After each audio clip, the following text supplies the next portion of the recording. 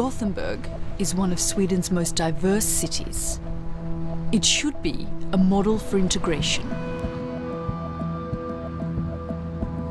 But this port city is one of Europe's biggest exporters of militants to Syria and Iraq.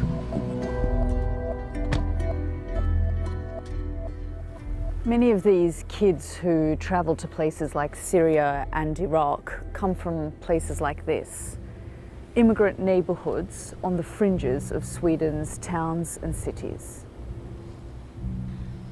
Angered is a northeastern suburb of Gothenburg with a community of 50,000 people.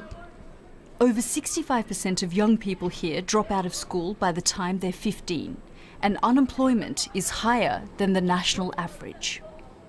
More than 300 people have left Sweden to join ISIS or other jihadi groups.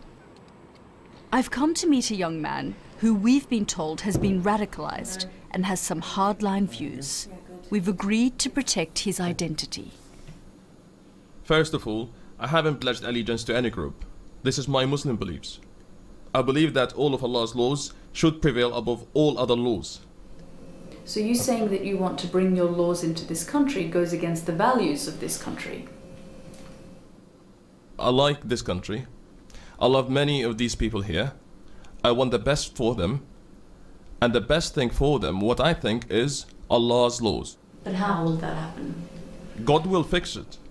Then if I or somebody else wants to go, it's up to them. Go where? To Syria or Iraq. Police in Angered come under regular attack.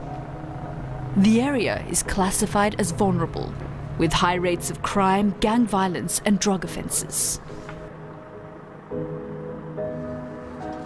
This guy is the man. It is Angered. He's a good guy, you know. Abu Murad, ja, han där uppe. Ulf Bostrom is Sweden's integration officer. Vi har träffats du och jag, va?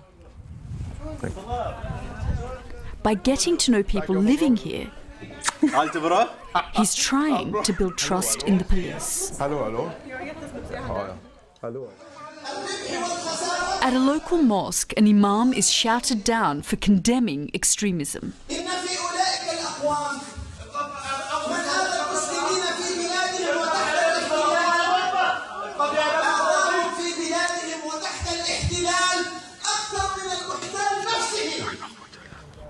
That incident happened here, at Angered's largest mosque.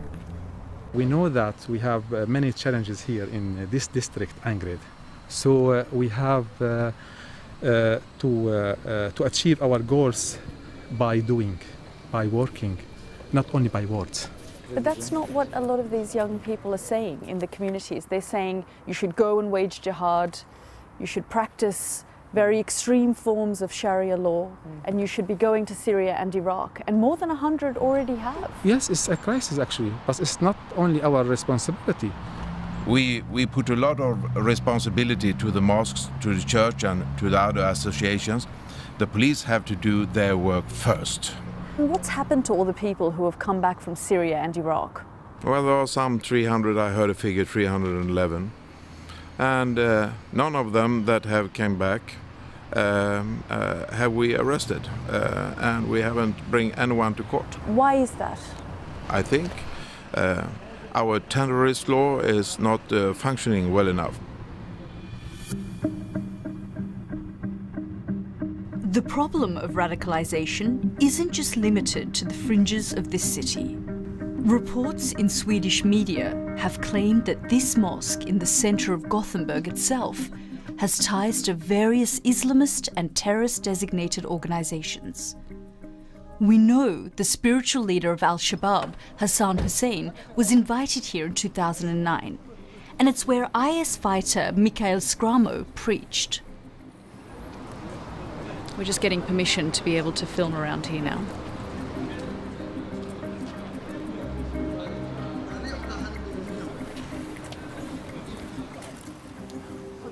They were closed. Okay. Nick? Yeah. Can we stop filming? Yeah, sure. No one from the mosque would speak to us.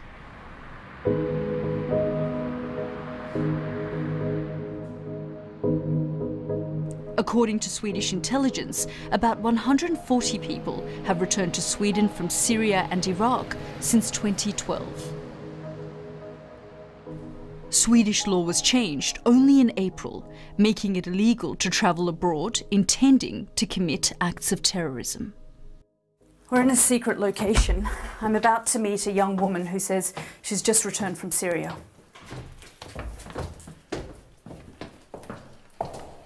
Hello. Hi. Hi, nice to see you. How are you? I'm good. How are you? She travelled there with her husband, who died fighting for so-called Islamic State. Because she's vulnerable, we've agreed to hide her identity. Why would someone leave Sweden to go to a place like that, to go to Syria? When you are thinking about these things, you don't think about the worldly life. You just think about the fastest way I can die and go to heaven. Just describe to me what Raqqa was like. In the beginning I thought it was really good and I was very happy to be there. But after my husband died, I started to see things that were not from the religion. Tell me what was wrong. When they burned the Jordanian pilots, I asked them why they burn up a human being. Is that right in Islam? What I know is that you are not allowed to burn anyone. With so many youngsters turning their backs on Sweden, people are understandably asking, what has gone wrong? We're at Swedish television. Ulf's going to be debating his boss tonight. Jag går den här vägen. He wants to speak out against what he sees as the failings of the police. Våra poliser är välutbildade och kloka. Men våra rikspolischef och polisledningar runt honom är ytterst förvirrade. Mindre samhällen och kommuner, där har polisstationerna försvunnit. Poliserna har försvunnit. Jag kanske också ska komma ihåg att varje dygn tar vi emot 3400 anmälningar. Vi åker på över 3000 larm i Polismyndigheten. Ibland blir det inte bra. Ibland kan vi... Hello, Mr. Klaus. I'm Yalda from the BBC. Okay, hello. Nice to speak to you. We're just wondering if we could have a word with you. Ulf has said to us that superiors within the police department have let the people of Gothenburg and Angered down, that there is no law and order and security. What do you think? Of course there is law and order, but we must improve our work in these areas. But we've actually met people who are afraid. They've spoken to us with their faces covered and disguised because they say that there's almost their own policing that's going on by the radicals in these communities. Are you aware of that? Yes.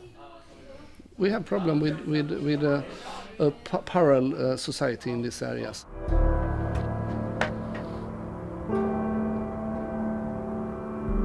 Sweden is now at a critical turning point in the fight against IS. How the country responds to that threat in its towns and cities could have major global consequences.